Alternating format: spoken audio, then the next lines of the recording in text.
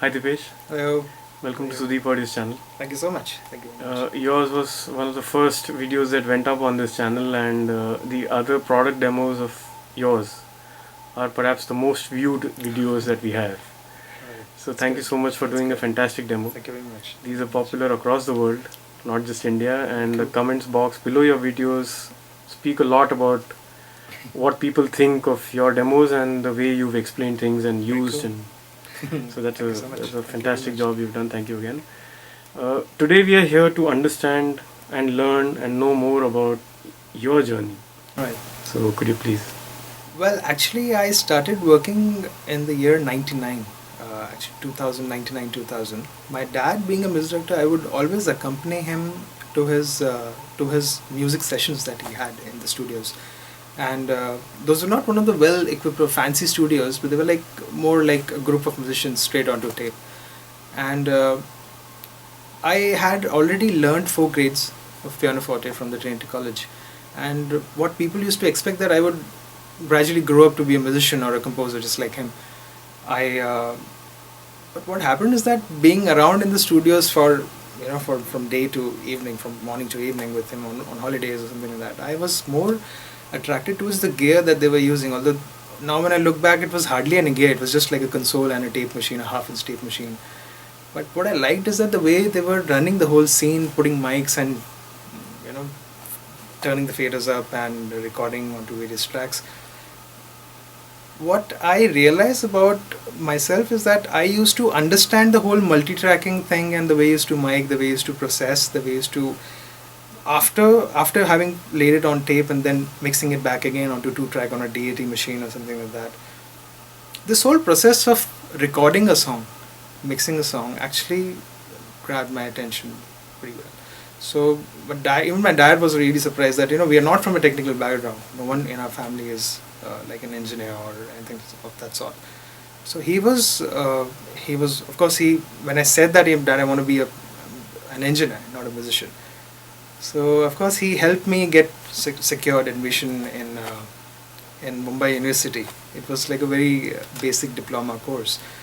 I went into that course, and of course, what many engineers of today's time, it must have happened to all of them, that we actually unlearn a lot of things that we have learned in these institutes. It happens in all, I mean, all Yeah, professions. I guess so. I guess so, because the very language that the musicians would speak, the very application of the gear, the techniques were entirely different. They were totally different than what we were taught. That how it would be. So then it's up to the student who's just passed out, or then it's up to the individual how he copes up with that, how he grasps that much of knowledge that is around him. And it's a transition from being totally into theory coming into practical, because when you have a whole 15-20 musicians sitting in front of you, and you are given the job of recording them and recording them well, because you can't afford to call all of them again. Mm. You have to do a great job with that. And whatever that the institute taught me was very basic. So what I learned being on the job actually helped me a lot. And then maybe must have been just after a month or something, I found myself doing a whole rhythm section with the Indian dholaks and tablas and the side, one of those high percussions. And I'm recording all of that onto 8 tracks. And with this fear that what if everything which is coming down to those mega 8 tracks, what if it's not right, if it's not captured well? What if my senior, if he comes the next day and he says that what have you done, you've totally Mess it up. yeah, I've totally messed it up. But luckily that didn't happen. Never has it happened where I've deleted a take or actually erased a tape or anything like that. What studio is this? This was in Car. This is a studio called Linen, which is still there. It's still working. Close to the station. Yes. Right. And yeah, so that's how I got started. And after that, I worked there for 2 years, and then after that again went into an ad studio that I absolutely hated. I was never an ad person. I was never. But a recording is a recording. How does it matter that Actually, because I started out to be a musician. Okay. So I was always a music person. I was always interested in music, wanted to be in music, recording singers and recording. But ads also have. They a lot do of these ads. days. Yeah, these days they're actually. Okay, earlier it was not so much.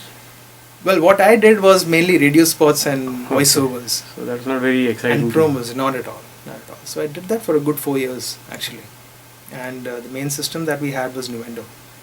So I mastered Nuendo, and then when I got an opening into, I got a job basically in this studio called Anupama Audiovisuals, which is in Andheri East. That was a music studio, big 1200 square feet facility, and a lot of music happening there. They had Pro Tools. That's when I actually sat down with a whole manual of Pro Tools, and in a matter of 4 or 5 days, I was all set and like totally going for it on Pro Tools. And right from there, then I went on to working for Sandesh Chandelier. He's quite a known music director. Yes. So I worked in his studio for another 2 years until I was here in White Up Studios with a session that we were planning to record here. Because I was the engineer, I was the one who actually got the session here, and I met Mr. Vijay Dayal, my senior, my mentor, my greatest friend, my elder brother. He's everything to me, and he played a major role even in my wedding. He's been with me in the thick and thin of whatever. Right. He's just been with me. I totally rely on him. I love him. He's just a great man to work with. So it's very simple observation that he made is that my Pro Tools session was really organized. It sounded good. The mix that I had at that point of time in the box sounded all mixed and fine, except we just needed final vocals to be laid onto the main track, and that's how he actually liked my work and said that maybe sometime, because I was trying to get in, so I said whenever there's an opening, do let me know and stuff. So he did call after a whole 2 years. When I spoke to him again, and he said, yeah, this whole issue of having a second engineer has cropped up again, so I would need your resume and all that. So yeah, this was 5 years back. Right. And I haven't looked back after that. Nice. So at Yashraj, what is it that you do? Well, I work for the music studio here. Okay. We have 2 music studios, a filmic studio, an ADR facility where we do dialogue dubs, and a Foley studio, tracking studio. So I am in the second music studio with Mr. Vijay. So Okay. we both handle sessions, we both have our own set of clients, we both record sometimes together in tandem, sometimes taking turns, and sometimes independent sessions. I have some dedicated clients who come to the studio and who prefer that I mix for them. So Right. that's how. Have there been any experiences during recording where, like you just said initially, that you've never kind of deleted a Right. audio tape or recording in your younger days? Right. I mean, early days, I should say. In the last 5 years here, has there been a situation where we are all human beings. We are bound to make mistakes, and that's a part of it. But anything, because that really helps you learn. And learn, yeah, right. It's not that one cannot make a mistake. It can, because you work 18 hours a day sometimes and work whole nights. Yeah, well, by God's grace, that hasn't happened. I'm still waiting for that to happen. Actually, I might. So we learn hope something doesn't new. happen ever. But Sadly, I can't say that I faced a situation like that. I've been lucky with that. It's all about being really careful and being connected with what you're doing. I mean, really, it's like even if someone wakes you up in the middle of the night and say that, hey, what's the shortcut for recording? You go 3. It's just like that. When you're so into it, you're thinking about it 24/7. I don't think it's possible that unless if you're thinking of a lot of other things and running a lot of other businesses, running a lot of Right, taking care of a lot of other things, it may happen, because it's purely a creative field, being especially music. It's all about creativity. How you have to love it. You have to actually nurture it right from putting up the mic Right. to the final output. I mean, that comes in the technical side of things. Right. Handling a studio, handling microphones, recording, mixing, mastering, and then finally giving the master to the Right. the client. Right. What are the other nuances a sound engineer should kind of develop as a skill which helps him or her grow in this field? Because initially, I believe the monies are not that great. Not at all. You don't kind of get paid in a big number, or rather a huge amount. True. So it's only over a period of time and based on your own skills that you get paid for, or especially clients call you for their True. jobs. So what are these kind of skills that according to you are required by any kind of an engineer or a newcomer in order to grow and survive in this Right. industry? Well, to begin with, like I said before, it's all about loving your job. If you love your job, you do a great job. And sound engineering more so is only about passion. It's not something that, I mean, it. What I believe is that you really can't learn it from someone. You can't learn mixing and mastering. You have to have it Even in by you. listening to international tracks. Or Yes, that's what. So that brings me to this other quality that an engineer needs to have is good ears. And like there are many students who actually come to me and say that, whenever I ask them that, why do you want to be a sound engineer? So he would go, because I like music. The whole deal is that if you like music, be in music. Because it's like saying that I want to be a doctor because I like nurses. It's that doesn't work. I mean, you can't say that, one day I'm going to be doesn't work for a long time. Yeah. I mean, you can't be like operating on a patient and saying that I'll have 6 hot nurses around me. You can't do that. That doesn't work. So when you hear your song, what do you hear in the song? I mean, are you hearing the voice, the lyrics, the tempo, the scale of the song, or are you hearing frequencies? I mean, you need to have a whole meter thing going on in your mind. You need to understand dynamics in a mix.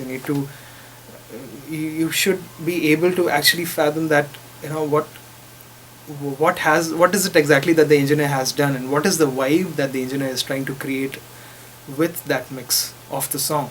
Is the very emotion of the song preserved in the mix?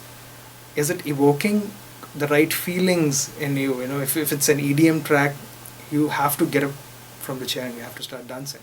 If it's a romantic ballad, if it's flowing and all that, you should feel the romance in the sound. So but shouldn't the music do that? the music does that, but an engineer's job is to really preserve it sonically. You can't really, go out of your way and compress like a solo violin so much, compress it totally beyond recognition that it stops being a violin. You can't EQ something so much and go really overboard with plugins and everything, like have a whole 15 plugins on a track, and you can't really go all the way out and change something so much that it stops being music. It's music after all. So you're working for music, unless if the client actually comes to you and says that, do something to my vocals because I don't want them to sound the way they're sounding now. Then you go totally full on and just have fun with the track. Just stutter it, chop it, do whatever, reverse it, distort it, do whatever you want to do. But the whole basic thing about engineering is that when you hear a song, are you hearing a song, or are you hearing frequencies? Are you hearing dynamics? Are you hearing reverbs and delays? If that is what you're hearing in a mix, then you are actually on the right path of being an engineer. If you're more focused about the composition, if you're more focused on the lyrics, if you're more focused on here, this is where the singer went off pitch, this is where the singer sang that line so well, then you're actually not an engineer. You are learning the singing part of that song. Right. That's what I believe. That's how I hear songs. Even when I'm traveling somewhere outside and if I hear thunder in the sky, I'm kind of in my mind, I'm trying to figure out what frequency range that might have been, and what if we are we able to reproduce that using a lot of low end, a lot of Right. subs and all that. I hope you don't do it while driving your car. Not really. On a lighter note, I mean, do engineers even listen to music in the sense of the way it's supposed to be heard, or does frequency all the time eat up That's your... the whole problem, because many engineers are not able to enjoy music the way they're supposed to, because they're so into the whole mix part of it. It's like I know a lot of musicians who only listen to the background score or Exactly. OST That's what. when they're watching a movie, That's what. and then they go back to watch the movie to enjoy the movie. That's right. For the second time. Yeah, that's what a musician does. I mean, what happens with me also, if there's a producer in the room who's sitting with me while I'm on the mix, he would actually focus more on, the stuff that goes around the vocals. He would actually say, okay, that thing is not audible, raise it. That thing is not. It's kind of, it doesn't have that effect. So I am actually left explaining to him that, dude, this is behind the vocals. So here we need to hear the vocals, because he's saying something. It's this part of the song where lyrics are of main importance and everything. So yeah, this happens. I mean, whenever someone is the kind of job that person does, he ends up focusing more on that part of the song. Right. But it's an engineer's job to actually strike a right balance between everything. Okay. Because if there's a guitarist who's actually an engineer, or if there's a drummer who's an engineer, many times I've seen that in the mixes the drums tend to be louder than everything else, Hmm. the guitars tend to be louder than everything. A good engineer would always balance Balance. everything out. Not because he was a drummer Exactly, earlier. that's right, Or, that's right, that's right. right. So thanks for all these kind of tips Thank you and very much. sharing your journey with us. Thank you very much. We look forward to seeing more demos from you. Same here, same here. Yeah. Thank you. Thanks, Dipesh. Bye.